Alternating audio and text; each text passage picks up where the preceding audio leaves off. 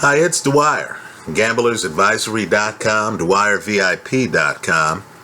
Remember, the opinion you should follow should be your own. Just consider this video to be a second opinion from a complete stranger online.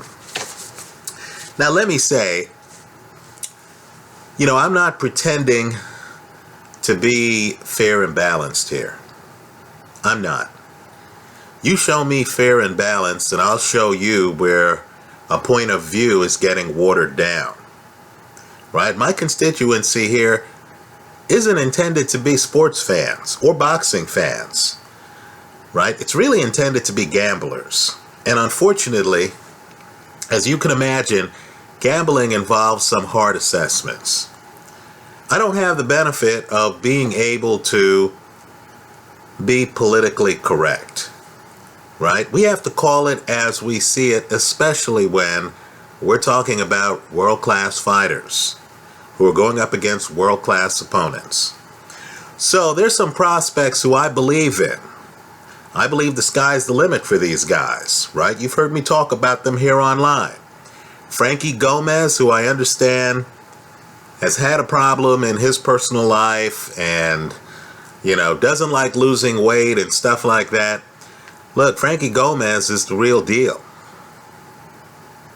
Guy fought Mauricio Herrera, who, let's face it, beat Danny Garcia. Right? He fought Mauricio Herrera. That fight's a near shutout. Erickson Lubin, it shook up many people here online when I talked about him, in my opinion, already being one of the best fighters in the sport pound for pound. Let me add another guy. And I'm going to butcher his name. Naoya Inoue, right? They call him Monster. Japanese fighter. Quite frankly, he's one of the best in the sport from my seat. Now let's talk about Gervonta Davis, because I'm not bashful here in praising young guys, right? I'm not. Let me say this too. Sometimes I praise a fighter so much, people call me biased in favor of that fighter.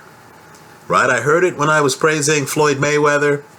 I hear it now when I'm comparing James DeGale, who has more skills, who has more talent than Badu Jack, with other fighters. Right? Well, let's talk about Gervonta Davis. In my opinion, the jury's still out. Right? At first glance, he's really impressive. A lot of power, KO power, both hands. He's a southpaw. That straight left is straight. It's beautiful, excellent right hook. Throws a tight and fast uppercut to the point where there's a claim out there that he had 4 sparring partners all suffer broken noses.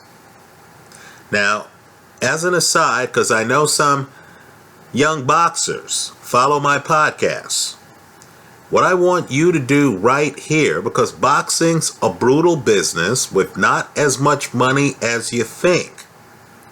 I just want you to think about those sparring partners for a second. Ask yourself, how much were they getting paid? Right? A broken nose in a sport where part of the sport is getting hit is going to deprive you of your career for a while. Right? Think it through. Just ask yourself, what kind of health care did they receive for that broken nose? Right? Just think about it.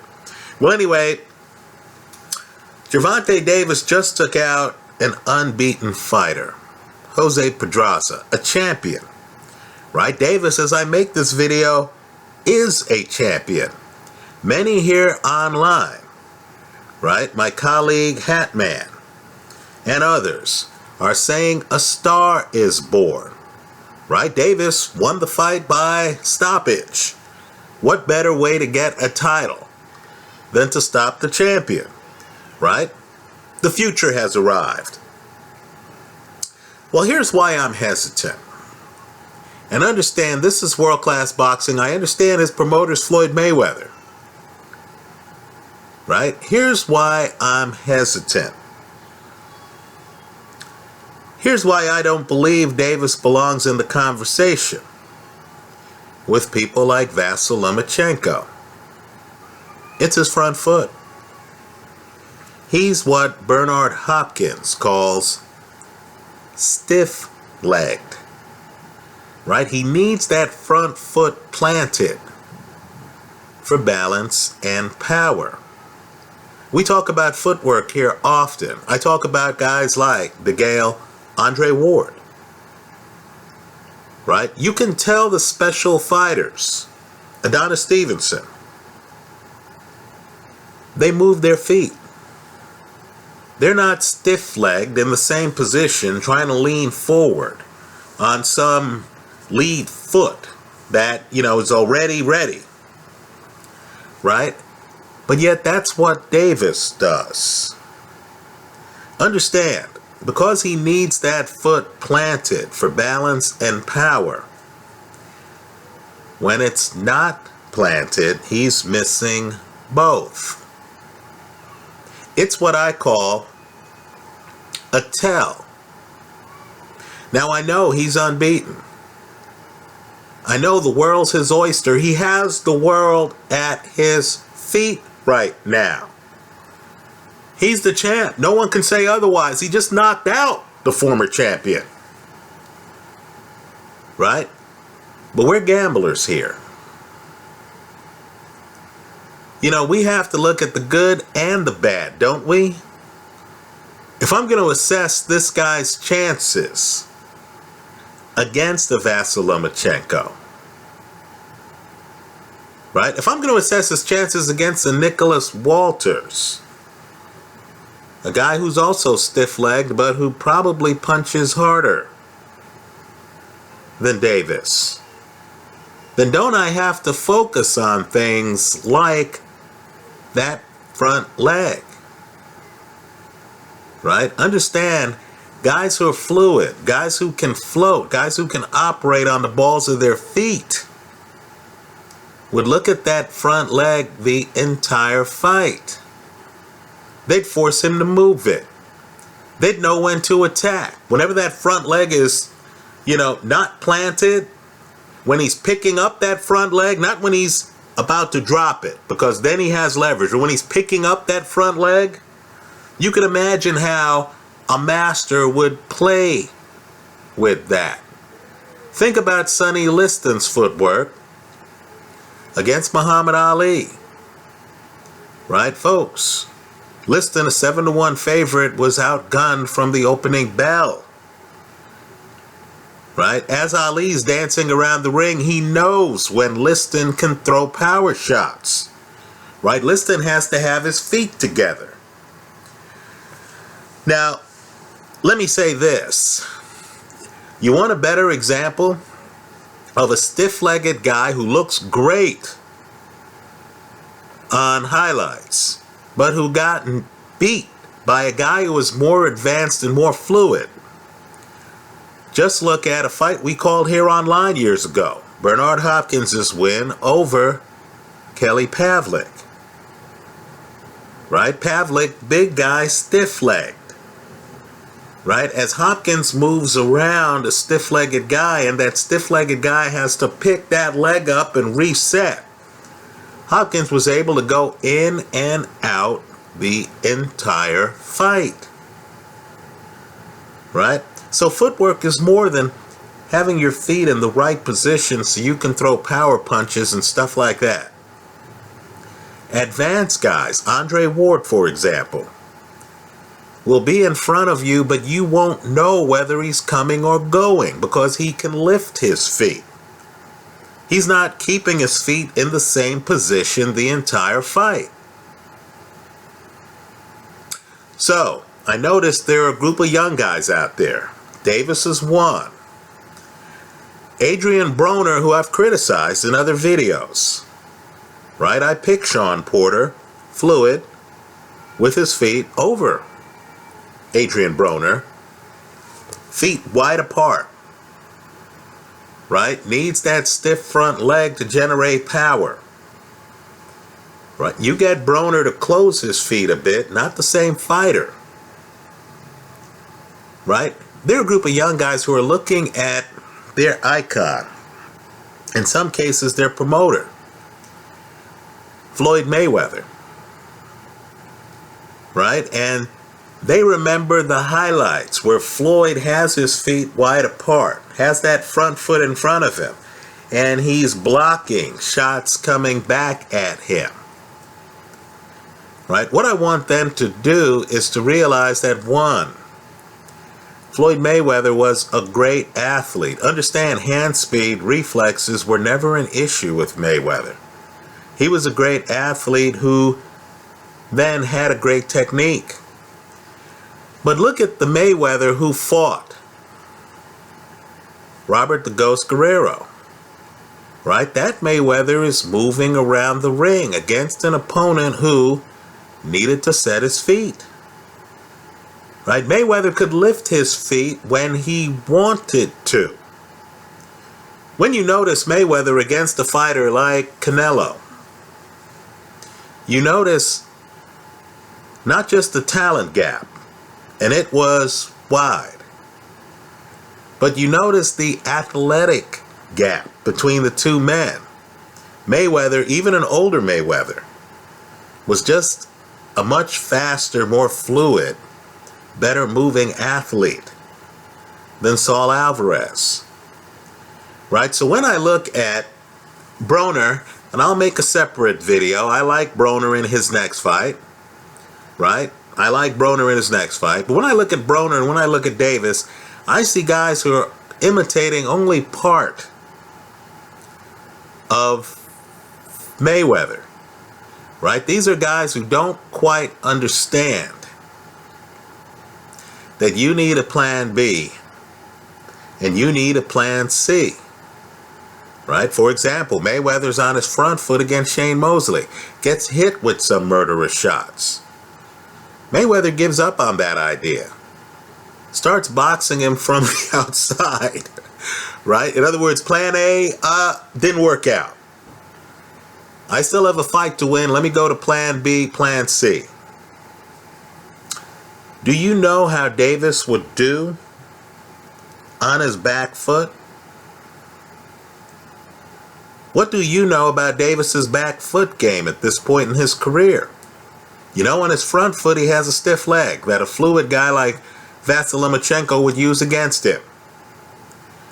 What about Davis on his back foot?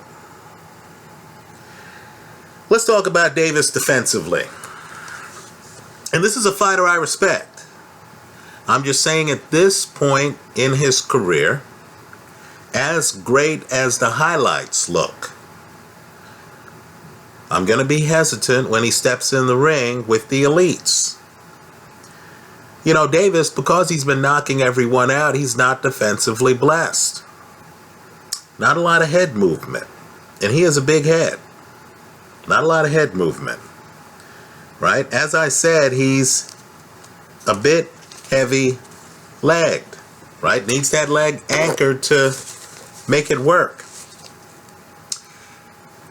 You know what? If you go back a few fights, he had a future Hall of Famer analyzing a match of his, Antonio Tarver, the Magic Man. Right? Tarver was an excellent fighter, folks. Right? And Tarver expressed his disappointment with the fact that Davis, who was throwing big shots, didn't use a jab to maintain distance. Right? Davis isn't big on spacing and angles. He was coming in and he was throwing power shots. He wasn't setting up the shots with a jab. Now, folks, just close your eyes for a second and think about the hardest punchers in the sport of boxing, pound for pound. I would argue that 3 of them are Golovkin, Saul Alvarez, and Vladimir Klitschko. I think all 3 of those guys have huge punches, right? But yet all of those guys, even with big time power, lights out power, one punch power. You remember Amir Khan after that last punch in that Saul Alvarez fight, all of those guys have jabs. All of them. Jabs not only set up spacing and angles, but jabs help you win the slow rounds. What if he's in against a guy who notices the tell on his front foot? And then the guy is shooting a jab, right? Keeping him busy. Let's say Terrence Crawford, shooting a jab. I understand there's 10 pounds difference between the guys, but let's say they're in the ring together style-wise, and Terrence Crawford shooting a jab. If you're a judge and not a lot happens in a round, you're going to give the round to the guy who's landed more punches, who shot a jab and dictated distance. Davis isn't there yet. It was upsetting to Antonio Tarver doing the play-by-play in multiple rounds. Let me say this too. Because Davis is a young guy, and I know this video sounds harder than I want it to, and because he's shorter, as he rises through the ranks, now he's a champion, right? He's coming up against guys who can't find him, because even though he's not defensively blessed, right, he's a shorter guy who hits hard. So you don't have that tall guy with the long body that you can find in the ring. You have a short guy who, you're seeing punches, right? You're not seeing his upper torso. Because of his punch, opponents aren't eager to go looking for him. But you and I know, we know this. At the high levels, elite competition, elite competitors are going to bend at the waist. Right? A Terrence Crawford type guy, Vasyl Lomachenko, is going to come in low. Right? If the guy gets low to negate the height advantage, right? A height advantage could be that you're taller, it could be that you're shorter. To negate the height advantage that Davis has by being shorter, which makes him harder to find. Right? And if that guy is able to outmaneuver Davis, because Davis has that, stiff leg, right? It's his right leg. It's a stiff leg in front of him, right? I'm not sure if Davis is going to know what to do defensively, especially if the opponent gets Davis on his back foot. Let's talk about the mental angle. One of the things I actually enjoy about Donald Trump, the president-elect of the United States, is that the guy has actually gone through multiple bankruptcies. Right? Multiple bankruptcies. I find that fascinating, right? Guy has an alpha persona and stuff like that, but he knows he can lose because he has lost, right? One of my favorite boxing interviews in history was a Joe Calzaghe interview where he was meeting the press, and Calzaghe was running off at the mouth. This is when Calzaghe ruled the roost. And Calzaghe said, "Look, man, I'm unbeaten. Right? I've never been beaten." And then one of the reporters said, "Hey, Joe, what about your ex-wife?" And Calzaghe stopped. There was a moment of silence. And then Calzaghe said, "All right, you got me there." Right? Now, I'm just telling you, mentally, right? You want to see a guy who's faced adversity. I'm not kidding about this. Right? Vladimir Klitschko became a better fighter after losing to Ross Purity, after hitting the canvas twice against Sam Peter. Right? You understand things don't have to go Vladimir Klitschko's way for Vladimir Klitschko to dust himself off and then to lift his game. Now, I look at Davis and the people around him, let's face it, boxing's a star culture, right? It's no different than Hollywood, really. The people around him who are making money off of him, right? They aren't going to benefit by sowing doubts in his mind, by telling him, hey, player, Mr. Invincible, you're actually vincible, right? The people around him, no doubt, are looking at that stiff leg up front, right? I know some of the guys around him see it and understand against elite fighters it'd be a problem. But they also understand the first rule of boxing. Make the fighter happy while he's cashing checks for you. Right? So I look at Davis and he doesn't strike me as an old soul.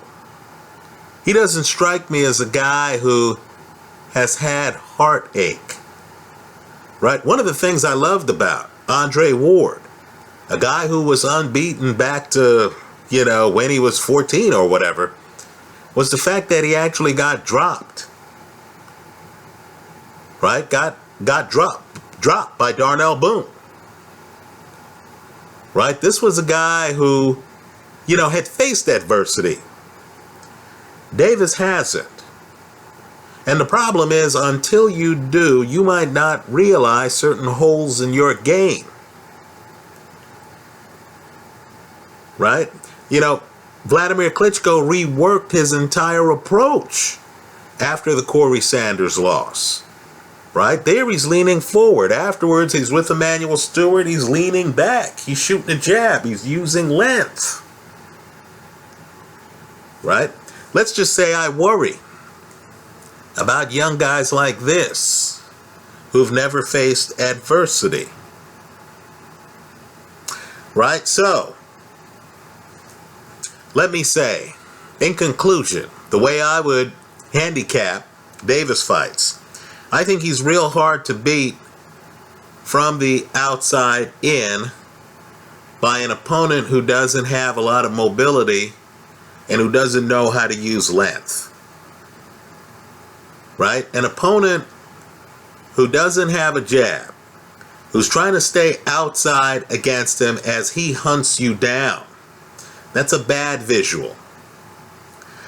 But I do believe, right, that an athlete from the outside who has a jab and ring coverage, right, and you can plug in the name of the Emmanuel Stewart student, right, Thomas the Hitman Hearns back in the day, Vladimir Klitschko today, that style would beat him. Right? Because the guy is going to have more jabs. Davis, to me, doesn't have great ring coverage. A guy with the lean would be able to make him miss while outworking him.